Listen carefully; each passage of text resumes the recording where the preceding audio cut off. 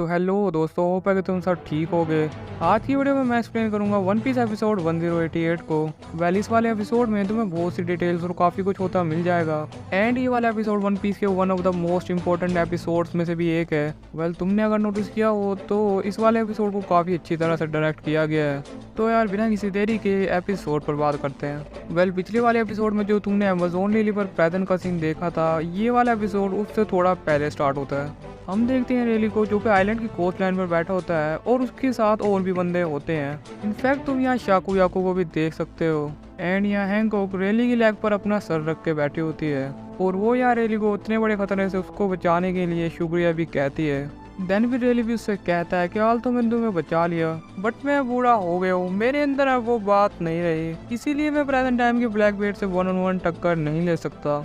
इसके बाद हम दोबारा से जाते हैं फ्लैशबैक में और ब्लैकबेर्ड ने यहाँ हैंकॉक को नेक से पकड़ा हुआ है, जबकि हैंकॉक उससे अपने गंदे हाथ साइड पर रखने के लिए कह रही होती है। वेल लॉजिकली देखें तो यहाँ ब्लैकबेर्ड ने हैंकॉक से फेयर फाइट नहीं ली, क्योंकि उसने एकदम से ये अचानक उसे यहाँ आकर पकड़ लिया और डार्क फूड की पावर्स की वजह से हैंकॉक अपने टैल फूड की पावर्स को यूज नहीं कर पा रही।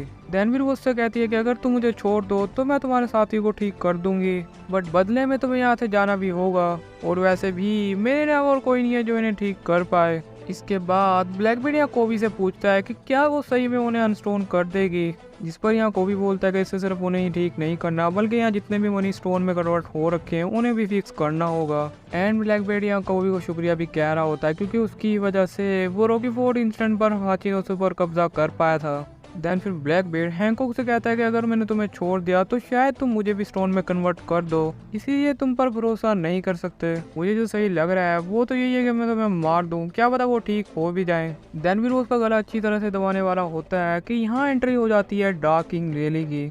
एंड उसके कोंकणा राखी की वजह से यहाँ वजह ब्लैकबेर्ड के कुछ पैरेट्स भी नॉकआउट हो जाते हैं। देन फिर रेली को देखकर हैंकॉक को कुछ होप मिलती है और रेली यहाँ उससे कहता है कि तुम उन्हें ठीक कर दो, फिक्र ना करो, जब तक मैं यहाँ हूँ वो तुम्हारा कुछ भी नहीं बिगाड़ सकता। देन फिर सीन दोबारा से आता है प्रेजेंट में और वो सब लोग यहाँ सेराफिम्स के बारे में बात कर रहे होते हैं कि वो कितने स्ट्रेंज थे और उनमें से एक का तो पेरेंट्स बिल्कुल हैंकॉक की तरह था। देन फिर हम देखते हैं एक नेवी शिप को जो कि एगहेड के पास आ गया होता है, जो कि यहाँ रिपोर्ट कर रहा होता है कि मरीन कैप्टन कोबी को ब्लैकबेर्ड ने किडनैप कर लिया है, जिसके बाद ये खबर न्यूज़पेपर में छाप दी जाती है।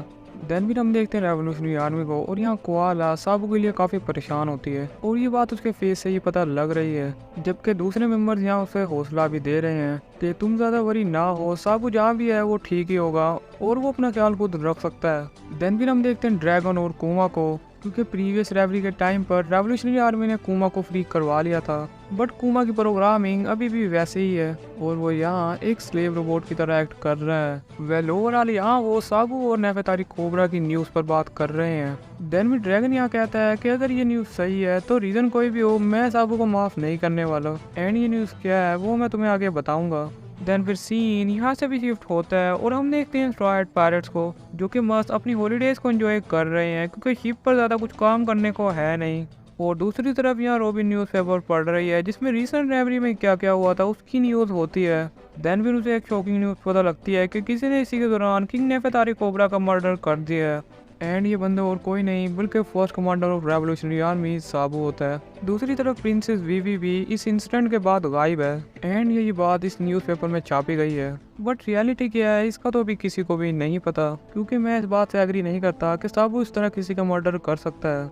एंड ये न्यूज़ जब यहाँ दूसरे मेंबर सुनते हैं तो उनको भी इस बात पे यकीन नहीं आ रहा होता। इनफैक्ट लूफी तो यहाँ कहता है कि साबू ऐसा कुछ नहीं कर सकता, जबकि दूसरे मेंबर्स यहाँ वीवी के लिए काफ़ी वरी होते हैं। देन फिर लूफी यहाँ जोश में कहता है कि चलो अराबास्टा चलें, बट जोरू यहाँ उसे एक लॉजिकल रीज़न देता है कि किंग नेफेतारी कोबरा का मर्डर हो गया और वीवी भी यहाँ गायब है, तो वहाँ जाने का तो कोई रीज़न नहीं बनता। देन फिर लूफी यहाँ मरीन एचक्यू पर जाने की बात करता है। इस पर जोरू उसे एस की मिसाल देकर समझाता है कि तुम ही कहते थे कि एस अपना ख्याल खुद रख सकता है, बट बाद में जब उसे असल में हेल्प की ज़रूरत थी तो तुमने उसकी हेल्प भी की थी। इसी तरह वीवी भी एक छोटी बच्ची नहीं है, वो भी अपना ख्याल खुद रख सकती है। एंड जब उसे असल में हेल्प की ज़रूरत होगी तो हम उसकी हेल्प भी करेंगे। एंड अभी के लिए कुछ भी करना बेवकूफ़ी से ज़्यादा कुछ नहीं होगा। देन भी यहाँ लूफी किसी तरह मान भी जाता है इसके बाद वो शिप के मिड में लेट जाता है। देन फिर वो अपने क्रू को अपने मेन ड्रीम के बारे में बताता है, जिसको सुनकर वहाँ खड़े किसी को भी यकीन नहीं आता। इनफैक्ट वो सब तो यहाँ कह देता है कि ऐसा करना पॉसिबल नहीं, जिस पर लूफी उसे कहता है अगर मैं पायरेट किंग बन जाऊँ तो मैं ऐसा कर भी सकता हूँ। जिसके बाद वो उनसे कहता है कि मैंने ये बात शैंक्स, साबू और एफ को भी बताई थी और उनका भी रिएक्शन बिल्कुल तुम्हारी ही तरह था। इनफैक्ट शैंक्स की आंखों में तो आंसू भी थे। वेल लूफी का ड्रीम यहाँ क्या है ये बात तो किसी को भी नहीं पता। इनफैक्ट मांगा रीडर्स को भी अभी तक नहीं पता लगा। एंड इसी सब में तुम कैरेबो को भी देख सकते हो जो कि एक बैरल में बंद होता है। वेल मुझे नहीं लगता कि उसने लूफी का ड्रीम सुना होगा, क्या पता सुन भी लिया हो। वैसे भी जब भी कोई इंपॉर्टेंट बात हो रही हो इसके कान में आ ही जाती है। इसी के साथ ये एपिसोड भी यहाँ खत्म हो जाता है। एंड मेरे माइंड में अभी भी एक बात है कि हमने कोबी के रिलेटेड न्यूज़पेपर में कोई भी न्यूज़ नहीं पढ़ी। इसका पॉसिबल रीज़न यही हो सकता है कि ये सब इवेंट्स इस सब के बाद ही टेक प्लेस हुए हों। एंड आज का वीडियो यहीं पर एंड होता है। एंड नेक्स्ट एपिसोड शायद फिलर है, जिसमें हम वही सब चीज़ें देखेंगे जो अभी हमने वानों में देख रखी हैं। एंड नेक्स्ट ईयर स्टार्ट होने के साथ एग एड आर्क भी प्रॉपरली स्टार्ट हो जाएगी, तो मैं उसी के ऊपर ही वीडियो बनाऊंगा।